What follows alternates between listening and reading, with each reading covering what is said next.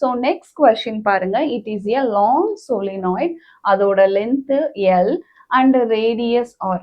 Number of turns per metre லென்த்தும் கொஸ்டின்ல கொடுத்துட்டு இண்டக்டன்ஸ் ஆஃப் த சோலினாய்ட் கேட்டிருக்காங்க. இது டைரக்ட் ஃபார்முலாவே என்சிஆர்டில இருக்கு, இருந்தாலும் நம்ம டிரைவ் பண்ணோம்னா that is L is equal to N phi by I.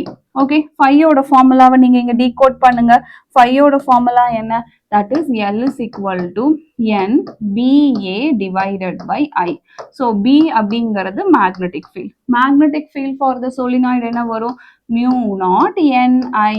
So capital என்ன நீங்க எப்படி எழுதலாம்? ஸ்மால் n இன்டூ எல்னு எழுதலாமா? எல்லாத்தையும் சப்ஸ்டியூட் பண்ணலாம். Instead of capital N small n L, instead of B mu naught NI, ஏக்கு பதிலாக area pi r square divided by ஒரு ஐ வேற இருக்கு, கெட்ஸ் கேன்சல்.